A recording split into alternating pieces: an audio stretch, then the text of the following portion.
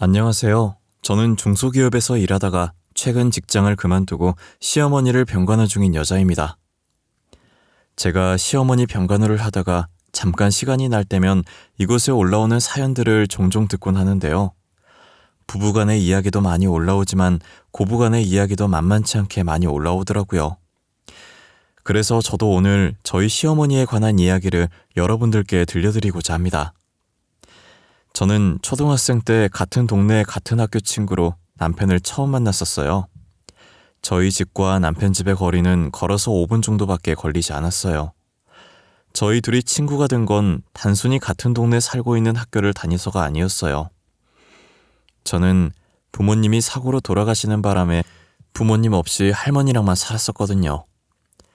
저희 남편은 부모님이 이혼을 하셔서 아버지 없이 홀어머니 밑에서 자랐었어요. 그래서 철없던 친구들은 저를 고아라고 놀렸고 남편은 아버지가 없다고 놀렸죠. 그렇게 친구들에게 소외당한 저희는 기죽지 않고 둘이서 놀기 시작했어요. 누가 뭐라고 하든 둘이서 함께 한다면 어떠한 것도 무섭지 않았어요. 저는 학교 마치고 남편의 집에 정말 자주 놀러 갔었어요. 출석 도장을 찍는 것처럼 거의 매일 남편의 집에 갔었죠. 당시 시어머니께서 일을 하셔서 놀러가도 자주 보지 못했었어요. 하지만 놀러 갈 때마다 저를 친딸처럼 이뻐해 주셨었어요. 저의 집안 사정을 듣더니 안타깝게 생각하는 것보다 씩씩하게 잘 잘해주고 있어서 대견하다고 하셨죠. 저는 늘 부모님 얘기하면 불쌍하다고 안타까운 시선으로 저를 쳐다보는 사람들만 보다가 대견하다고 해주는 분을 처음 보니 새로운 감정이 느껴지더라고요. 시어머니께 저희 친어머니 같은 포근함과 따뜻함이 느껴졌어요. 남편 집에서 놀다 가는 날이면 늘 양손 가득 음식을 들고 집으로 갔어요. 집 가서 할머니랑 먹으라고 늘 시어머니께서 음식을 바리바리 싸주셨거든요. 그리고 항상 자기 아들이랑 잘 놀아줘서 고맙다고 하셨었어요. 남편과 저는 중학생 때까진 같은 학교를 다니며 재미나게 학교 생활을 했었어요. 하지만 고등학생 때 남편이 갑자기 서울로 이사를 가는 바람에 저희는 떨어지게 되었죠. 저는 남편의 이사 소식에 하늘이 무너지는 줄 알았어요. 또다시 혼자가 된다는 생각에 부모님과 이별했던 날만큼이나 슬펐어요. 그래도 간간히 남편과 연락하고 지내면서 다시 만날 그날만 기다리며 힘을 냈어요. 고등학교 3학년이 되니 둘 다 수능 준비 때문에 연락이 끊겼었어요. 게다가 중간에 할머니까지 돌아가시면서 정말 최악인 상황이었죠. 조문객 하나 없는 장례식장에 혼자 우두커니 앉아 할머니의 영정사진을 보고 있었어요. 그날따라 남편이 많이 보고 싶었지만 따로 연락을 하진 않았어요. 다른 지역에서 열심히 공부하고 있을 텐데 괜히 신경 쓰이게 하고 싶지 않았거든요. 이젠 정말 제 곁에 아무도 없다는 생각에 남편을 찾으러 대학을 서울로 가야겠다는 생각이 들었어요. 원래도 공부 잘하는 남편 옆에서 같이 공부하면서 전교에서 놀 정도로 잘했었지만 남편만큼은 아닌지라 잠잘 시간도 쪼개가면서 더 미친 듯이 공부를 했어요. 원래 대학 생각도 없었고 고등학교 졸업하면 빨리 돈 벌 생각만 하고 있었는데 남편을 만나겠다는 일념 하나로 대학을 지원했어요. 저는 제 바람대로 서울에 있는 4년제 대학교에 갈 수 있었어요. 모두가 가고 싶어하는 명문대는 아니었지만 그래도 나름 이름 있는 학교에 가게 되었죠. 분명 남편은 공부를 잘해서 명문대에 갔을 게 뻔해서 저와 같은 학교일 거라는 생각을 안 했어요. 그래서 일단 서울은 왔는데 어떻게 다시 남편을 찾아야 할까 고민이었어요. 그런데 교양 수업을 갔다가 강의실에서 남편과 비슷하게 생긴 사람을 만나게 된 거예요. 출석을 부르는데 남편과 똑같은 이름이 있었고 교수가 남편의 이름을 부르자 제가 남편과 비슷하게 생겼다고 생각했던 사람이 손을 들더라고요. 저는 남편임을 확신했고 수업을 마치자마자 혹시나 놓칠세라 짐도 못 챙기고 남편 자리로 갔어요. 갑자기 모르는 사람이 자신의 앞에 서자 남편은 당황해하면서 주변을 두리번거리더니 다시 저를 쳐다보면서 손가락으로 자신을 가리키더니 혹시 자기한테 볼 일 있냐고 하는 거예요. 혹시 저한테 볼 일 있으신 건가요? 왜 제 앞에 서 계신 거예요? 네, 저 그쪽한테 볼 일 완전 많아요. 그쪽이 진짜 신주영 맞으세요? 진짜 신주영이면 예전에 인천에 살지 않으셨어요? 예, 맞아요. 어떻게 하셨어요? 절 아세요? 야, 나야, 나, 이윤정. 나 모르겠어? 왜, 띵띵초등학교, 띵띵중학교 같이 다녔잖아. 너네 집에도 놀러 다니고. 우리 딱 3년 못 봤는데 벌써 내 얼굴 잊은 거야? 네? 이윤정? 그쪽이 진짜 이윤정이라고요? 아, 거짓말 치지 마세요. 제가 아는 이윤정은 이렇게 키가 크지 않았어요. 통통하고 작고 귀여웠는데. 야, 나도 중학교 내내 키가 안 자라서 성장판 다친 줄 알았거든. 근데 고등학교 가서 갑자기 살이 빠지더니 그게 다 키로 가더라. 그럼 그쪽이 진짜 이윤정이라고? 고작 3년 사이에 이렇게 변하다니. 야, 너 너무 많이 바뀐 거 아니야? 내 허리까지밖에 안 오던 게. 야, 허리는 좀 오버 아니냐? 초등학생도 아니고. 하여튼 진짜 오랜만이다. 나도 명문대 간 줄 알았는데 너 찾으려고 내가 서울까지 대학 온 거잖아. 저는 예상치 못한 곳에서 남편을 찾았다는 생각에 그간 있었던 이야기를 다 토해냈어요. 남편은 다음 강의 있을지도 모르니 여기서 이러지 말고 카페라도 가자고 하더라고요. 저는 반가운 나머지 강의실인 것도 잊었고 급하게 짐을 챙겨서 남편 뒤를 따라다녔었어요. 카페에서 3년간 어떻게 지냈는지 이야기했고 저희 할머니 소식도 전했죠. 남편은 장례식장 못 가서 미안하다고 다음에 할머니 모신 곳으로 데리고 가달라고 하길래 시간 날 때 같이 가자고 할머니도 남편 안부 궁금해한다고 전해줬어요. 분위기가 너무 숙연해지길래 바꿔보려고 대학교 왜 여기에 왔냐고 물었죠. 원래는 명문대 가려고 했는데 명문대 갔다고 다 취업이 잘 되는 게 아니라서 안 갔다고 하더라고요. 지금 학교도 나름 이름 있는 학교였고 교수님들 인맥이 좋아서 취업이 잘 된다고 해서 왔대요. 남편도 대학 다니면서 혹시나 제가 서울로 대학을 오지 않을까 싶었대요. 같은 학교 다니게 될 줄은 저희 둘 다 상상도 못했었지만요. 저희는 학교를 다니면서 예전에 재밌게 놀았던 과거 이야기를 종종 하곤 했었는데 그러다가 중학생 때부터 서로에게 마음이 있었다는 걸 알게 되었어요. 하지만 연인이었다가 헤어지면 친구 사이도 끝이 되는 거니 서로 주저하고 있었던 거죠. 여전히 서로를 그리워하고 있었고 이렇게 다시 만난 건 운명이라는 생각에 사귀게 되었어요. 연애하는 동안에 남편 집에 자주 놀러 갔었는데 시어머니께서는 여전히 다정하셨어요. 저를 보자마자 자신이 알고 있던 그 아이가 맞냐며 오랜만이라고 따뜻하게 안아주시더니 엄청 작을 때 만났던 것 같은데 언제 이렇게 커서 숙녀가 됐냐면서 놀라시더라고요. 너 윤정이 맞니? 너 진짜 이만했던 애 맞아? 어머, 너 언제 이렇게 컸어? 아유, 너무 오랜만이다. 애가 숙녀가 되어서 돌아왔네, 응? 살도 쫙 빠지고. 너무 이쁘다. 어머님도 여전하시네요. 저 어머님 품 너무 그리웠어요. 그때나 지금이나 어머님 품은 따뜻하네요. 잘 지내셨어요? 아유, 잘 지냈지 당연히. 에휴, 기집애 맨날 아줌마라고 하더니 어쩐 일로 어머님이래?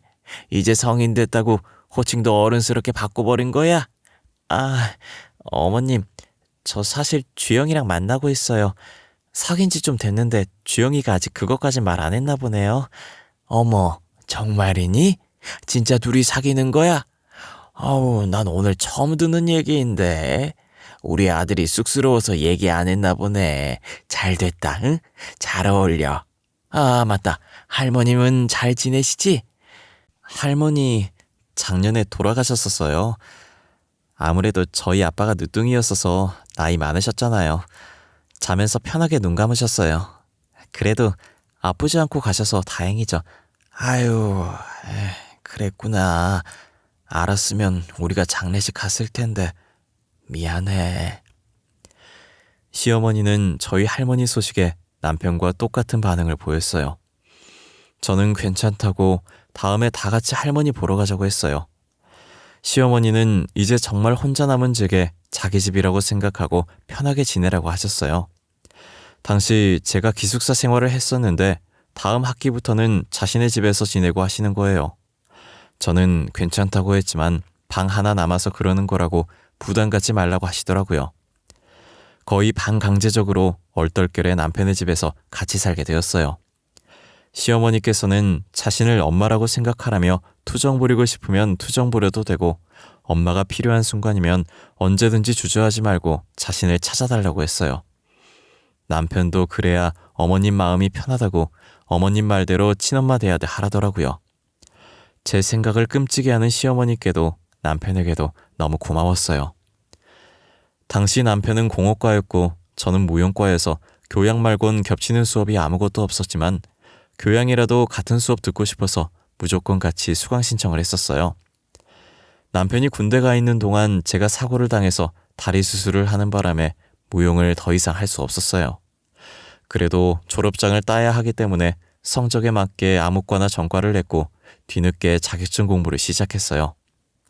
저는 대학 졸업할 때까지 필요한 자격증들을 따서 중소기업 사무직으로 취업을 했고 남편은 제대를 하고 학교 졸업 후 교수님 추천으로 유명 건설업체의 현장직으로 취업을 했어요. 저희는 각자의 직장에서 어느 정도 적응하고 자리를 잡은 뒤에 결혼을 했어요. 시어머니는 저희가 분가를 해서 사는 걸 권유했지만 혼자 남을 시어머니가 걱정됐고 워낙 시어머니께서 제게 잘해주시니 계속 이대로 같이 살고 싶었어요. 분가하라고 해도 안 하는 며느리는 저밖에 없을 것이라면서 별종이라고 혀를 찼어요. 시어머니께서는 합가하는 동안 제게 집안일 한 번 안 시키셨어요. 친딸처럼 생각한다고 하지 않았냐면서 친딸한테 집안일 시키는 부모 봤냐고 밖에서 일하는 것도 힘들 텐데 집에서까지 일하려고 하지 말라시더라고요. 제가 조금이라도 움직이려고 하면 남편을 불러서 저를 방으로 들여보내게 했어요. 아마 시어머니께 이렇게 공주 대접받는 사람은 저밖에 없을 거예요. 제가 딸을 낳은 뒤로는 본인이 직접 집안일에 육아까지 자처해서 도맡아 하셨어요. 제게는 아무 걱정하지 말고 일하고 싶으면 다시 복직해서 일하라고 하시더라고요. 윤정아, 윤주는 내가 볼 테니까 일하고 싶으면 해도 돼. 하고 싶을 때 해야지. 늙으면 일하고 싶어 못해. 어차피 집에만 있으면 심심했었는데 이제 손녀랑 재미나게 놀아봐야겠네. 어머님, 진짜 괜찮으시겠어요? 육아가 쉬운 일이 아니잖아요. 어머님 혼자서는 힘들 거예요. 어머 얘, 나도 애 키워봤다. 응? 나 육아는 너보다 선배야. 주영이도 나 혼자서 키웠는데 윤주 하나 못 키우겠어? 내 걱정할 거면 접어라. 너가 돈 벌어야 나도 맛있는 거 사 먹지. 그치 윤지야? 시어머니는 괜히 장난치시면서 자신 걱정하지 말라는 말만 남긴 채 딸을 안아들고 방으로 가셨어요. 저는 배려심 많은 시어머니 덕분에 다시 복직해서 일을 하기 시작했어요. 그렇게 2년 정도 다녔을 때쯤 평소처럼 회사에서 일을 하고 있는데 전화가 미친 듯이 울리는 거예요. 잠시 직원이랑 이야기한다고 누구한테 전화 왔는지만 확인하고 폰을 뒤집어 놨었어요. 남편한테 온 전화였고 원래 남편이 일하는 시간에는 절대 연락 안 하는 사람인데 그날은 불길하게 낮에 전화가 온 거예요. 연속적으로 전화가 오길래 잠시 직원한테 양해를 구하고 전화를 받았어요. 전화를 받으니 남편 목소리 대신 다급한 여자 목소리가 들리더라고요. 지금 빨리 병원으로 와주셔야겠다고 남편이 위급하다고 하면서요. 저는 그 말에 놀라서 급하게 반차를 쓰고 병원으로 향했어요. 시어머니께서는 먼저 연락을 받으신 건지 저보다 먼저 병원에 도착해 계시더라고요. 도대체 무슨 일이냐고 물었더니 시어머니는 차분한 목소리로 남편이 사고 나서 실려왔다더라고요. 공사 현장 점검차 나갔다가 예상치 못한 사고를 당했다고 하는 거예요. 저는 이미 정신이 반쯤 나가 있는 상태였고 시어머니께서 저를 잡아주고 계셨었어요. 시어머니는 제가 이렇게 정신 나갈 걸 예상하고 자신이라도 정신 붙잡고 있어야 한다고 생각했는지 전혀 아무런 내색 없이 제 옆을 지켜주셨어요. 결국 남편은 끝끝내 눈을 뜨지 못했고 저희 곁을 떠났어요. 제가 남편과 같이 가고 싶어 할 때마다 시어머니께서 저를 붙잡아 주셨고 혹여나 허튼 생각이라도 할까 제 옆에 붙어서 좋은 말만 해주셨어요. 저는 시어머니의 노력으로 다시 일어날 수 있었고 예전처럼 지낼 수 있게 되었어요. 열심히 일도 하고 남편 몫까지 시어머니께 효도했었죠. 남편은 없지만 여전히 시어머니와 딸과 함께 살았죠. 시어머니는 제게도 딸에게도 정말 다정한 시어머니와 할머니가 되어주셨어요. 명줄 짧은 아들 맡겨서 괜히 앞길 창창한 저를 과부로 만들었다고 딸에게는 아빠 없는 아이로 키우게 해서 늘 미안해하셨어요. 아무래도 남편이 어릴 때 아빠 없다고 놀림을 많이 당했던지라 더 그런 것 같았어요. 시어머니는 딸은 자신이 키울 테니 저보고 새 출발하라고 한 적이 있었어요. 저는 절대 그럴 수 없다고 어떻게 그런 말씀을 하시냐고 학을 뗐어요. 저 또한 부모 없는 고아라고 놀림을 당했던지라 절대 딸 혼자 둘 수 없었어요. 부모가 한 명이라도 있는 것도 2명 다 없는 건 정말 천지 차이거든요. 그리고 애초에 제 인생의 남자는 남편뿐이라 생각해서 다른 남자를 만나 결혼할 생각도 없었어요. 저는 딸에게 아빠 같은 엄마가 되어주었고 시어머니는 엄마 같은 할머니가 되어줬어요. 저희는 별탈 없이 세 식구가 화목하게 잘 살고 있었어요. 하지만 저희의 화목한 관계도 몇 년이 가질 않더라고요.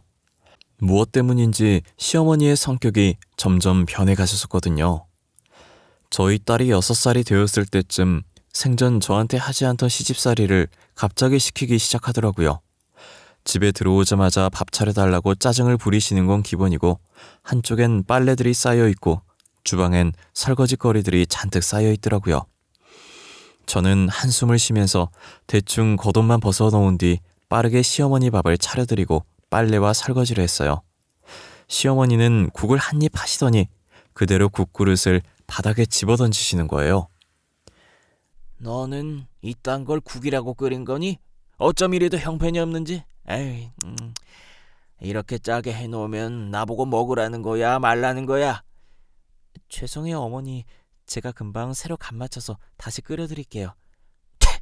에이, 밥은 왜 이렇게 꼬들꼬들한 거야? 생살 씹는 줄 알았네. 가뜩이나 늙어서 이가 시원찮은데 이 나가면 네가 책임질 거야? 밥도 다시 새로 해, 알겠어? 시어머니는 입안에 있던 밥을 뱉더니 식탁에 숟가락을 던지시고 거실로 나가셨어요. 저는 사람이 갑자기 변하면 죽는다는 말이 있듯이 혹시나 몸에 문제가 있는 건 아닌가 싶어서 병원에 모시고 가려고 했으나 자신을 아픈 사람 취급한다고 욕만 먹었어요. 그래도 그간 시어머니께서 제게 잘 해왔기 때문에 이 정도는 참을 수 있다고 생각했어요. 아픈 것만 아니라면 뭐든 괜찮다고 더 투정 부려도 된다고 제 자신을 위안했어요. 솔직히 아들 잃고 정신 안 나가면 이상한 거라고 그때의 충격이 뒤늦게 도진 거라고 생각했죠. 하지만 시어머니는 도를 지나쳐 저희 딸한테까지 막대하기 시작하는 거예요.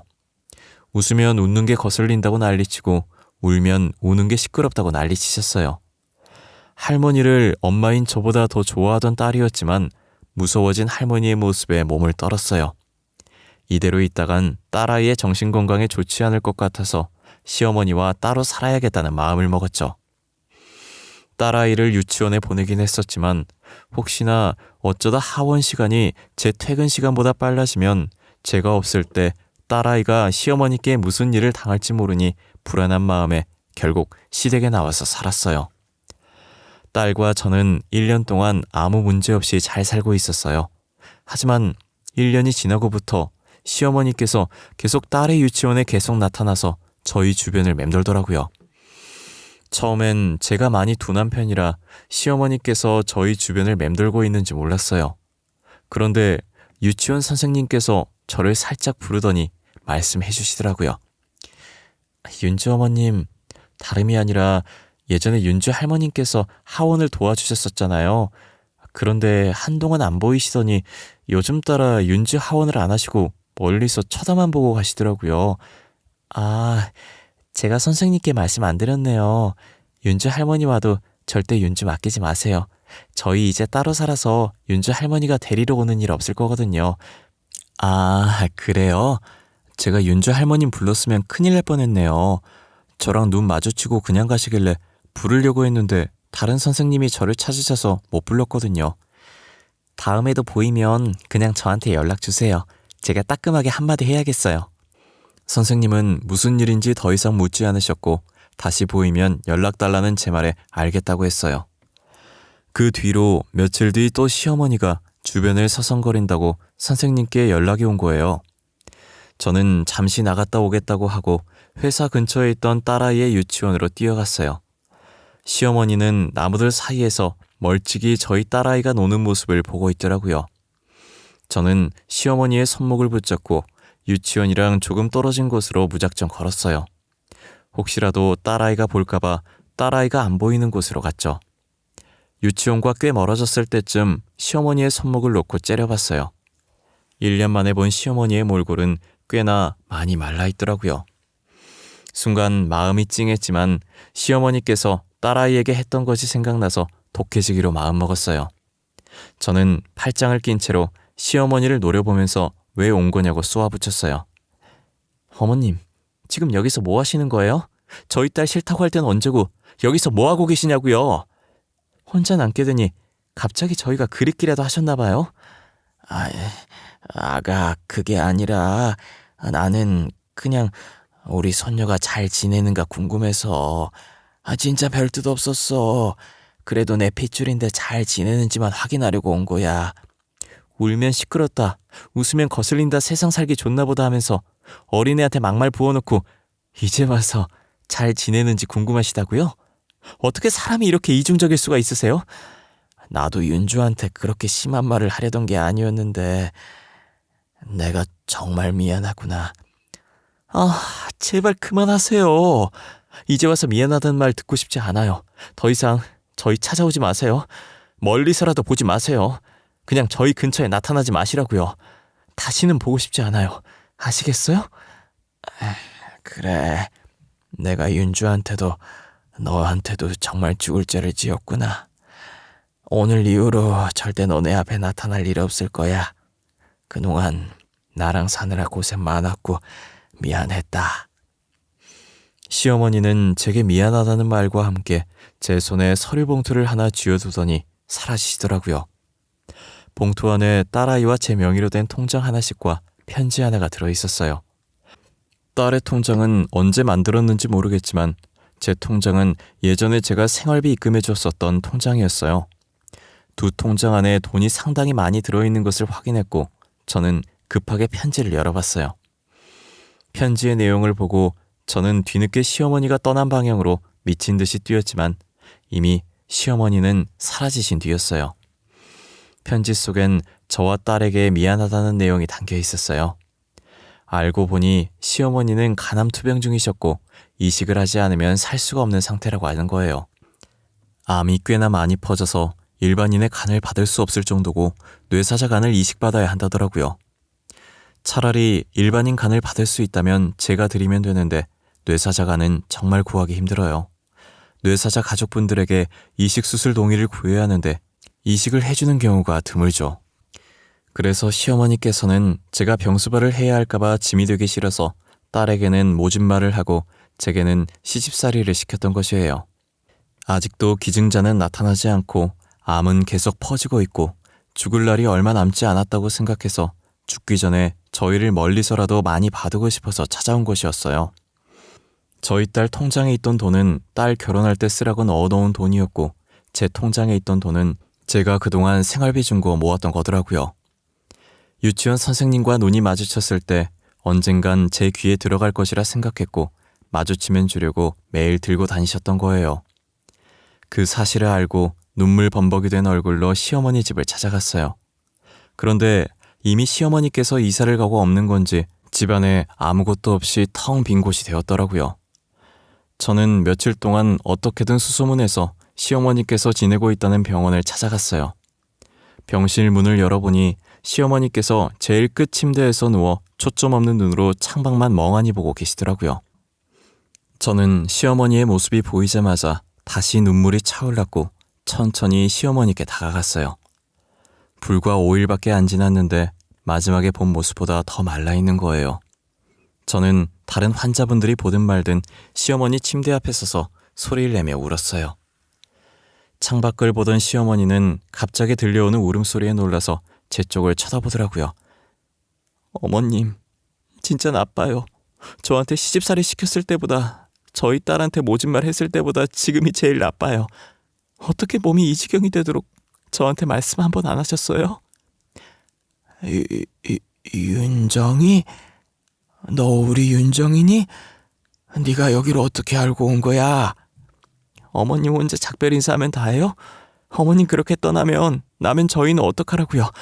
어머님 진짜 너무 나빠요. 이기적이에요. 왜 혼자 그렇게 떠나시려고 해요? 아휴, 내가 미안하다 윤정아. 울지 마라. 응? 내가 잘못했어. 그래도 죽기 전에 이렇게 만났네. 우리 윤정이 이쁜 얼굴 다 망치겠다. 그만 울어. 응? 내가 너무 미안해. 시어머니께서는 울지 말라며 저를 안아주셨고 여전히 시어머니 품속은 따뜻했어요. 저는 시어머니 품에서 어린아이처럼 울음을 멈출 수가 없었어요. 제가 숨이 넘어가려고 하자 시어머니는 손으로 가볍게 등을 토닥여 주셨죠. 시어머니의 토닥임에 어느 정도 진정이 되더라고요. 저는 진정이 되자마자 시어머니는 보살피겠다는 의견을 냈어요. 당연히 시어머니께서 안 된다고 했고 저는 고집 꺾을 생각 없다고 확고한 의사표시를 했어요. 며칠 전 어머니 마음대로 작별 인사했으면 이번엔 제가 마음대로 병간을 하겠다고 했어요. 결국 시어머니는 제 고집을 못 꺾었고 제 병간호를 받으셨어요. 끝날 때까지 끝난 게 아니라고 시어머니께 희망의 끈을 놓지 말라고 했어요. 언제 갑자기 기증자가 나타날지 모른다고 항상 좋은 생각만 하자고 했죠. 밥도 든든하게 먹어야 버틴다고 시어머니께서 평소 좋아하던 음식들만 준비해 갔어요. 시어머니는 밥을 반 공기도 못 드셨는데 제가 다 안 먹으면 가려고 하질 않자 억지로 밥 한 공기를 뚝딱 하셨죠. 제가 병간호 한 뒤로 몸에 좋다는 건 다 챙겨 먹이니 시어머니는 조금씩 살이 붙었고 혈색도 좋아졌어요. 저희 딸도 하원하고 와서 유치원에 있었던 일을 시어머니 앞에서 조잘조잘 떠들어요. 처음엔 가기 싫어했는데 할머니 예전 모습으로 다시 돌아왔다고 하니 웃으면서 저를 따라오더라고요. 지금은 시어머니 옆에 붙어서 떨어지려고 하질 않아요. 끝날 때까지 끝난 게 아니다. 이 말이 진짜 맞는 말인 건지 얼마 전 시어머니께서 간을 기증할 분이 나타났다고 하셨어요. 기증자는 뇌사자셨는데 평소 장기 기증에 관심이 많던 분이라 가족들이 그분의 뜻을 따라 기증을 하기로 결정하셨다고 하더라고요. 저희 가족은 종교도 없으면서 기증자가 나타났다는 소식에 신이란 신은 다 불러서 감사하다고 했어요. 지금은 수술이 성공적으로 끝나서 병원에서 입원 치료 중이에요. 의사 선생님이 수술 후 경과가 좋다고 조금 있으면 퇴원할 수 있다고 하시더라고요. 얼른 시어머니께서 퇴원을 하셔서 저희와 다시 함께 사셨으면 좋겠어요. 시어머니께서 퇴원하시게 되면 어머님 건강 생각해서 저희는 공기 좋은 곳으로 이사를 가려고 해요. 그리고 다시는 병이 재발하지 않도록 제가 옆에서 많이 신경 쓰려고요. 시어머니께서는 그럴 필요 없다고 하셨지만 저는 시어머니와 함께 오래도록 살 생각이라 아무리 반대하셔도 공기 좋은 곳으로 이사를 갈 거예요. 제가 벌써 다 알아보고 미리 받은 집도 있거든요. 시어머니께서 살아계시는 동안에 시어머니를 위해서 살려고요. 아무것도 모른 채 시어머니를 떠나보낼 뻔했는데 만약 진짜 그랬으면 엄청 후회했을 거예요. 이렇게 제 옆에 살아계신 걸 감사하고 이 시간들을 소중하게 생각하며 살아가려고요. 제 이야기는 여기까지입니다. 여러분들도 부모님께서 살아계실 때 사랑한다는 말 한 번이라도 더 해주시길 바래요.